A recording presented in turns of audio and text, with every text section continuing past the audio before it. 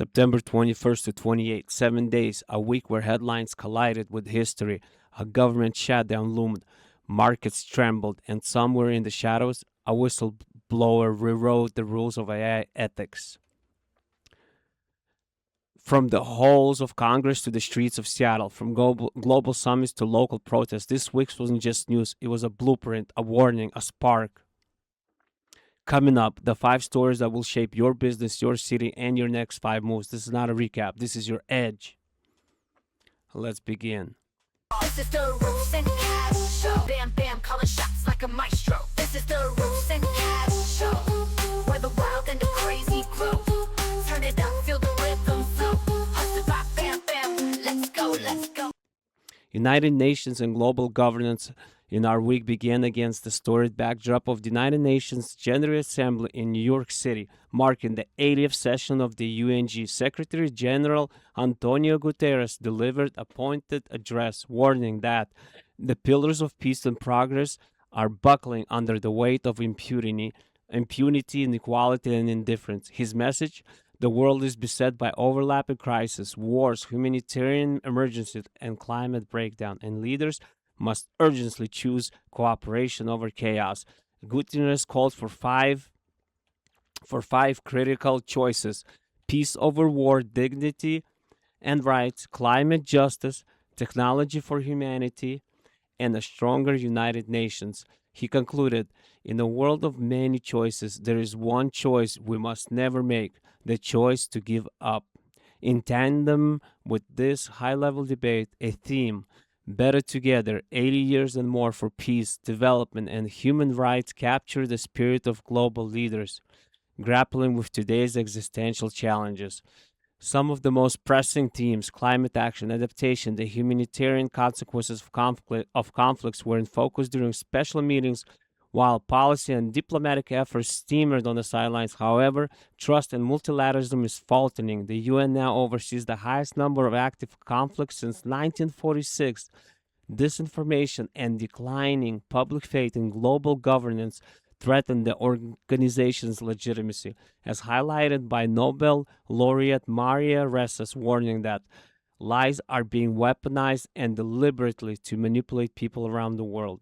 According to Ressa, more than 70% of people now live under illiberal or authoritarian regimes, many of which are nominally democratic.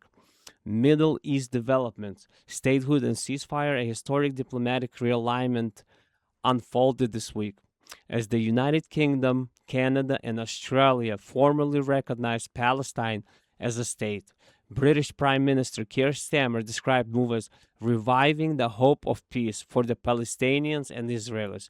The coordinated recognition draws a line under decades of policy and reflects mounting outrage over Israel's ongoing offensive in Gaza and continued expansion of Israeli settlements in the West Bank.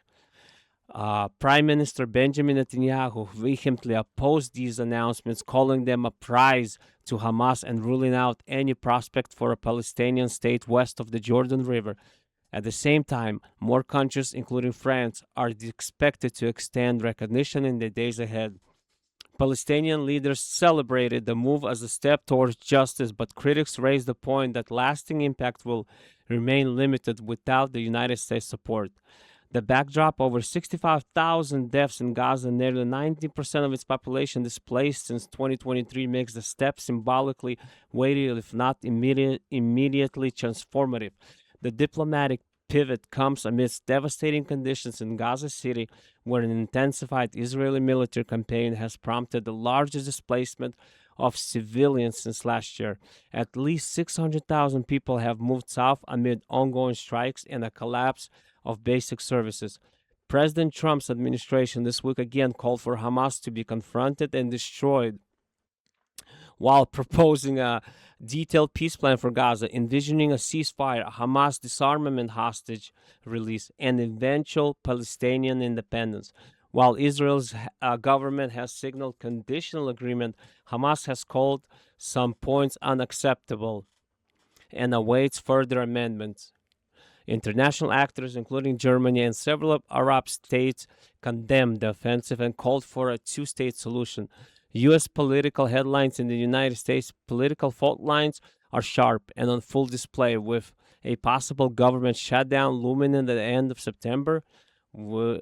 President Donald Trump has publicly pressured Attorney General Pam Bondi to take legal action against political foes, further heightening the sense of political retribution. At the same time, Senate and House Democratic leaders are appealing for last minute negotiations to avert the shutdown. Healthcare spending, SNAP and Medicaid, and foreign and all hang in the balance. All the aid hangs in the balance as Congress debates short-term funding bills and long-term priorities. Tensions rose further in Oregon, where Governor Tina Kotek and Portland city government sued to block President Trump's order deploying the state's National Guard to Portland.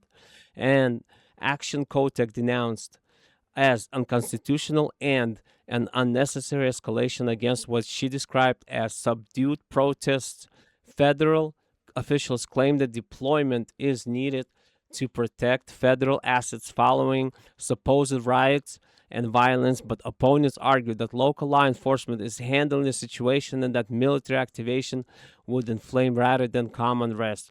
And on the campaign trail, Gavin Newsom, California's governor, made headlines for centering his own Democratic campaign on immigration policy, mass deportations, and attempts to counter Trump's redistricting strategies.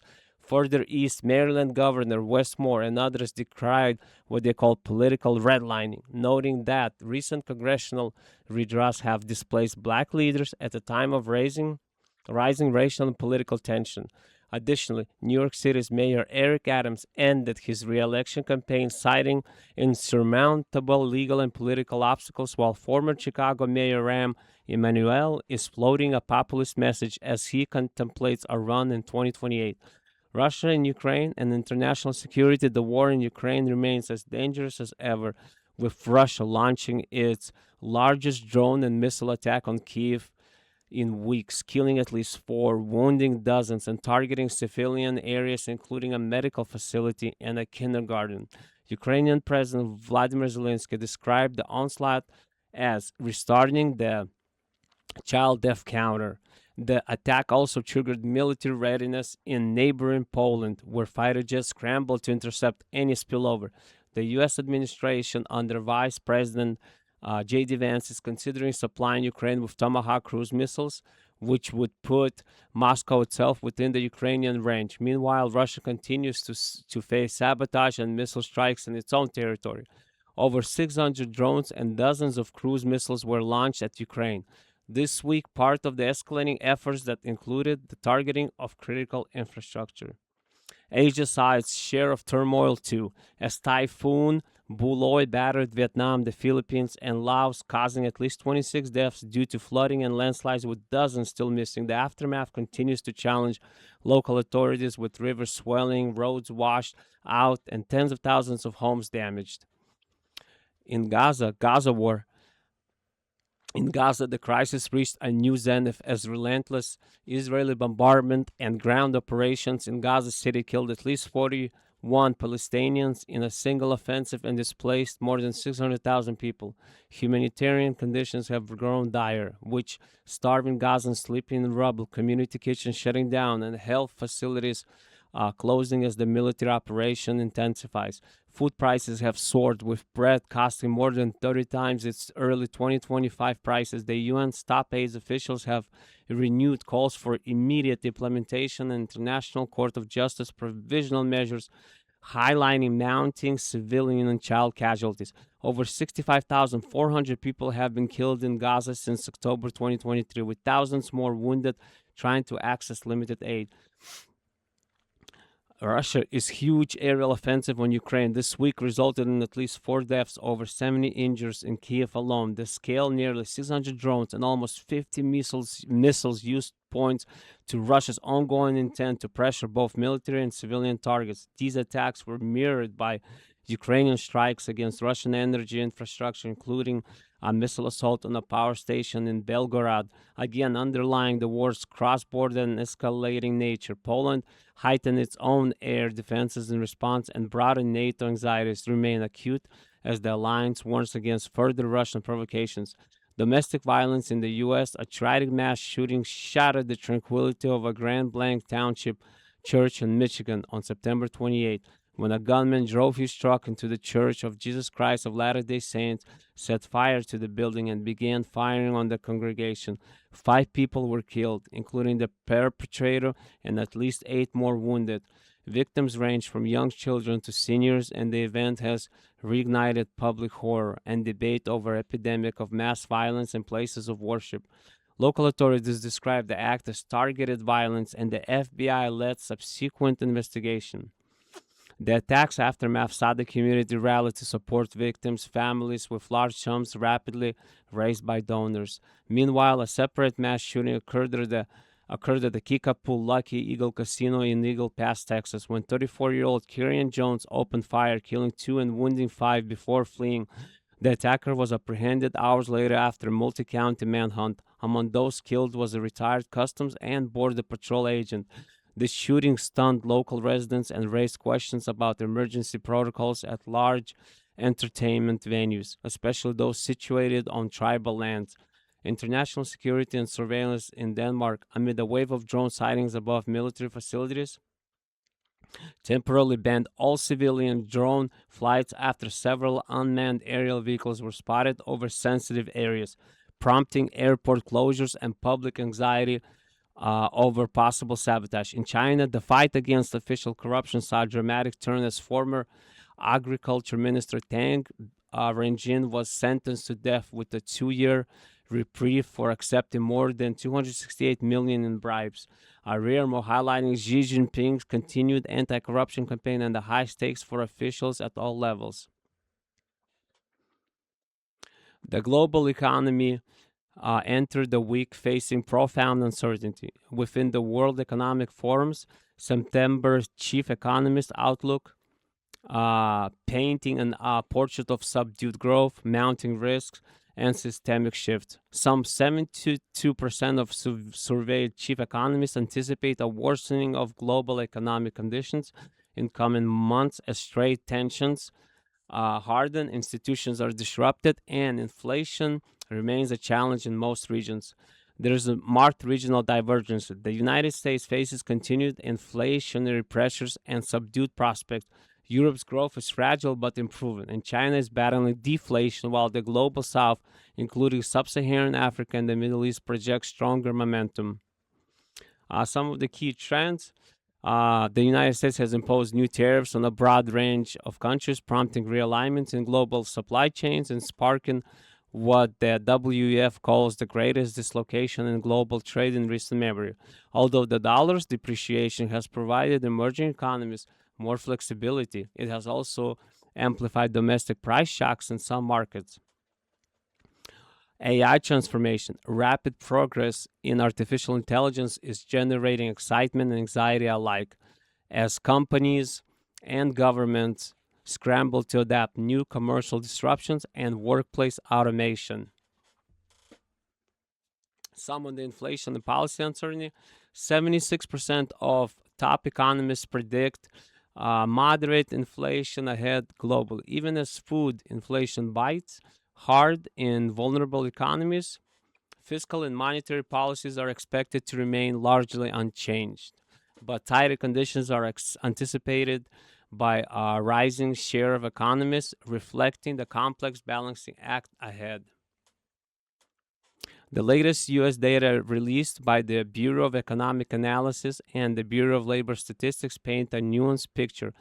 The U.S. economy saw a real GDP increase at an annual rate of 3.8% in the second quarter of 2025, a notably rebound fueled by increased consumer spending, but partially offset by lower investment and exports. The civilian unemployment rate nudged up to 4.3% in August, marking a gradual but persistent rise since spring, together with an increase in the number of job seekers and a decline in the labor participation rate to 62.3%. Job growth remains historically low, with just 22,000 payroll jobs added in August.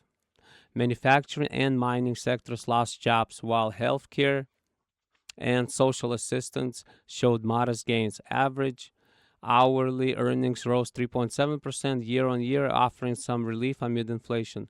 Federal Reserve policy. On September 17th, the Federal Reserve approved a quarter-point interest rate cut, bringing its target range to 4 to 4.25%, as signaled as many as two further cuts before year end. The move comes amid political pressure and labor market uncertainties and reflects a pivot to more neutral monetary policy in the face of both high inflation.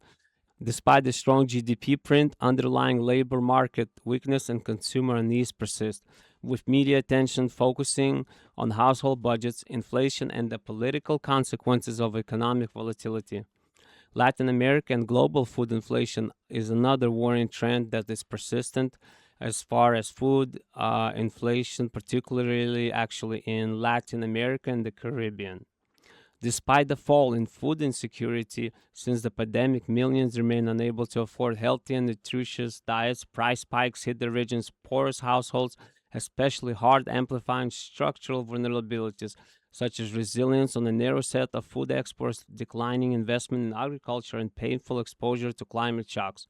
According to estimates, a 10% rise in food prices can lead to a 3.5% increase in food insecurity, 4% increase among women, and a 5% rise in severe malnutrition among children and under 5. Major festivals around the globe in September marked by equinoxes and autumnal celebrations is rich in cultural events worldwide. Among the most remarkable this week, La Merce Festival, Barcelona, Spain, September 23rd to 28th. Barcelona's largest street festival returned in full force, transforming the city into an explosion of music, tradition, and a spectacle. Over 100 free concerts unfolded across 16 outdoor stages in 40 neighborhoods, alongside street art, circus performances, human towers. And looking ahead, the NFL announced Puerto Rican artist Bad Bunny as the headline act of Super Bowl's halftime show in California, signaling the growing mainstream embrace of global musical influences. In a landmark moment, NASA confirmed its 6,000th known exoplanet, the sum of 3 decades of astronomical discovery. The confirmation, overseen by NASA's Exoplanet Science Institute, highlights the staggering diversity of worlds, from lava planets and cloud jewel atmospheres to super Earths and possible water worlds. Less than 100 have been directly imaged, but with upcoming missions like the Nancy Grace Roman Space Telescope and the Habitable Worlds Observatory, scientists are drawn closer than ever to finding Earth-like exoplanets and potential signs of life beyond our solar system. Each new discovery sharpens our understanding of planet formation and the conditions for life. As NASA remains at the forefront of the search for our cosmic neighbors, quantum computing breakthrough from the quantum realm comes exciting news out of Australia.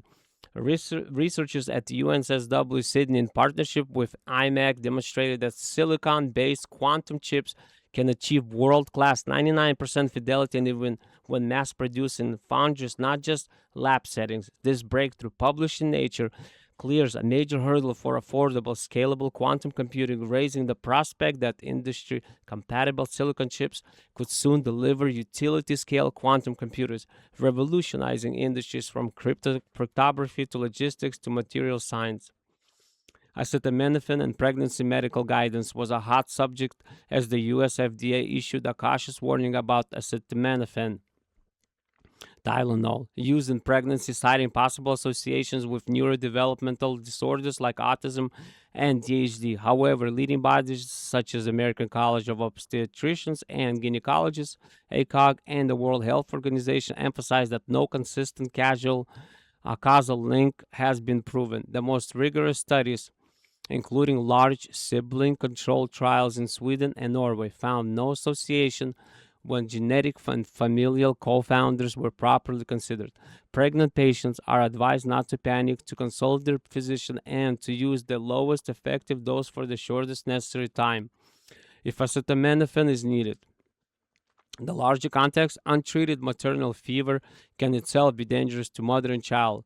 Adding to the flu vaccine landscape, the CDC's Immunization Committee voted to recommend against using the combined MMRV, measles, mumps, rubella, and varicella vaccine in children under 4. due to a slightly higher risk of febrile seizures compared to separate shots. Experts say the seizures are generally benign, but the move reflects evolving vaccine best practices. Uh, Typhoon Buloy devastated Indochina from September 28 onward, dumping more than 30 centimeters of rain over parts of Vietnam and triggering deadly floods and landslides. At least 26 are known dead and dozens remain missing, with over 100,000 houses damaged and widespread power infrastructure outages. The storm struck after causing fatalities in the Philippines, displacing thousands. Meteorologists warn that intensifying storms powered by warming ocean temperatures are a sign of the climate crisis growing toll on vulnerable regions. One of the most consequential media stories this week centered on TikTok, the wildly popular short video platform. The Trump administration announced a deal to bring TikTok's U.S. operations under domestic control, addressing long-standing national security concerns. Under the deal, Oracle, Silver Lake Partners, and potential media moguls like Lachlan Murdoch and Rupert Murdoch, along with Michael Dell, would jointly own 80% of TikTok's U.S. business. Oracle will oversee and retrain TikTok's recommendation algorithm using United States data, with data stored on secure American servers. ByteDance retaining a minority, less than 20% or equal to 20% non-controlling stake. The measures are designed to sever the link with Chinese governance through major technical, regulatory, and political hurdles, and remain, especially as ByteDance will still license its algorithms to the U.S. joint venture, raising ongoing concerns about oversight and future content surveillance. Social media analysts note this follows precedent set by other United States tech acquisitions, but say it may create a new set of risks, including possible United States government influence over content. The outcome will serve as a crucial case study in digital sovereignty, privacy, and free speech. FCC Chairman Brendan Carr, after sanctioning late-night host Jimmy Kimmel for his criticism of Republican responses to political violence, announced a review of national broadcast ownership rules that could scrap limits on TV and radio consolidation. Critics, including FCC Democrats and public advocates, warned that removing caps on ownership could give mega broadcasters like Sinclair and Nexstar unprecedented reach, disrupt local news, and decrease viewpoint diversity. Protests at the FCC's latest meeting highlighted public concern over both content censorship and increasing corporate influence in American media. The mass shooting at the Grand Blanc Church in Michigan is being mourned across the country, focusing national attention, as did the recent assassination of conservative commentator Charlie Kirk, on the increasing trend of political and religious violence in America. Vigils and fundraising efforts for victims' families have demonstrated the power of solidarity in tragedy. Analysts know that recurring trauma suffered by faith communities in the fate of such attacks, and state and federal officials are reviewing protocols to improve place of worship security.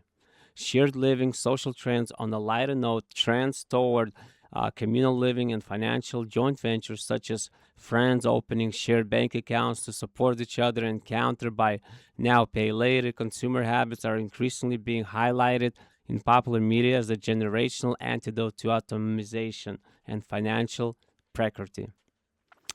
And that's our world in review for September 21st to 28th of 2025. A planet caught between conflict and cooperation, innovation and inertia, resilience and tragedy. We've covered political showdowns from the United Nations to the church steps, economic uncertainty and emerging technologies, the eternal drama of sport, and the diverse tapestry of human celebration and sorrow. As always, our aim is to keep you informed, inspired, and most of all, curious about the rest of the world. Thanks for joining us. I'm BamBam, your host for RusNkaZ Show, and you found today's segment valuable. Consider subscribing and sharing this episode with friends, colleagues, and that one relative with a penchant for current affairs. Until next time, stay informed and take care.